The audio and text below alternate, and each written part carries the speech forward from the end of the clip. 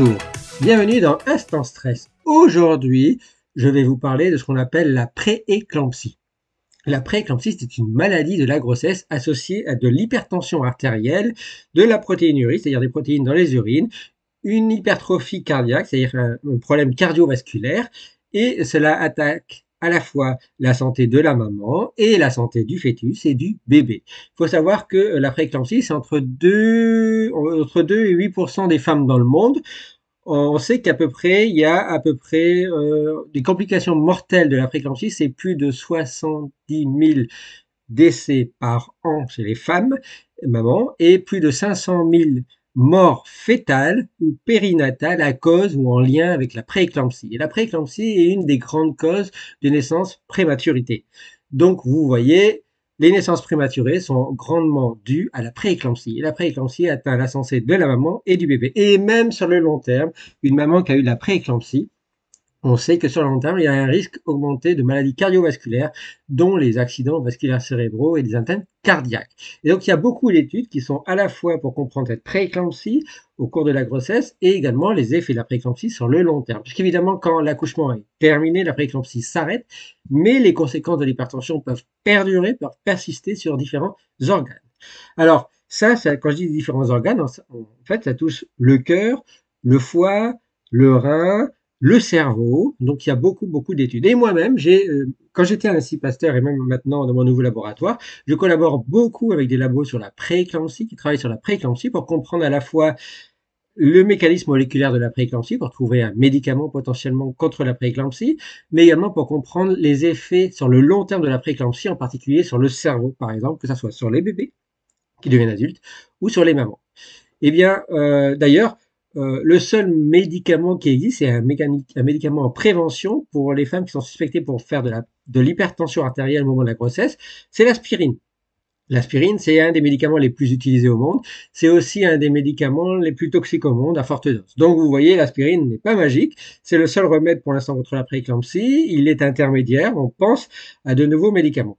Alors, quand j'étais à l'Institut Pasteur, d'ailleurs, j'avais collaboré avec un laboratoire à l'Institut Cochin qui travaille beaucoup sur la prééclampsie. C'est le laboratoire du docteur Daniel Véman, qui est à l'INSERM. C'est un laboratoire INSERM-CNRS.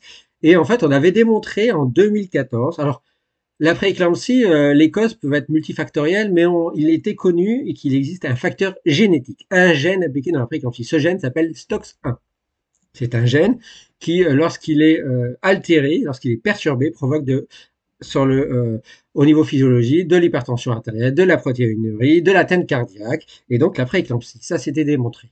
Eh bien, nous avons, avec Daniel Véman, étudié, quand j'étais à l'Institut Pasteur, STOX1 et nous avons démontré, par exemple, qu'il y avait qu'est-ce qui était impliqué dans STOX1 et la prééclampsie? Eh bien, les fameuses mitochondries et qui étaient perturbées et le fameux stress biologique avec les espèces de l'oxygène et de l'azote avec une inversion un déséquilibre de ces espèces de l'azote et de l'oxygène. Et l'espèce de l'azote, la plus grosse molécule des espèces d'azote du stress, c'est ce qu'on appelle l'oxynitrique.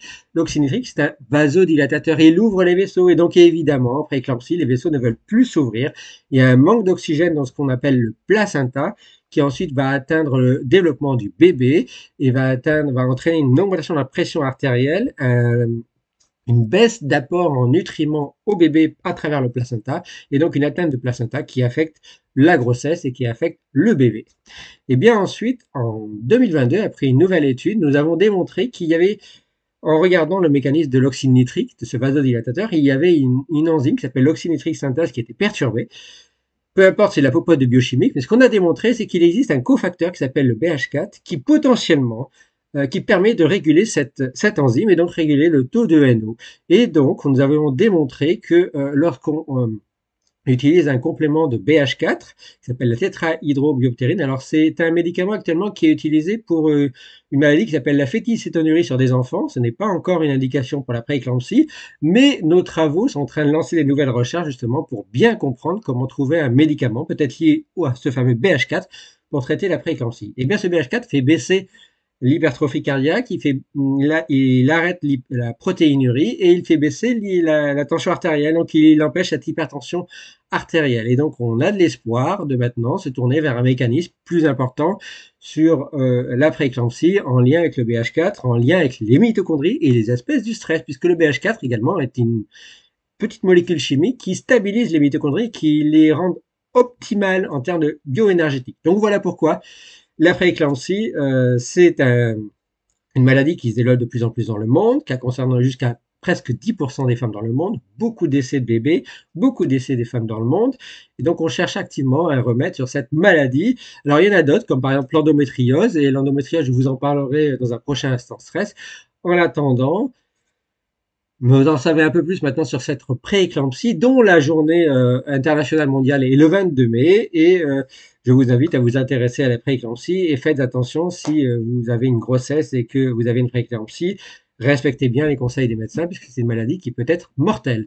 Voilà, en attendant un prochain Instant Stress, je vous dis que le bon stress est avec vous.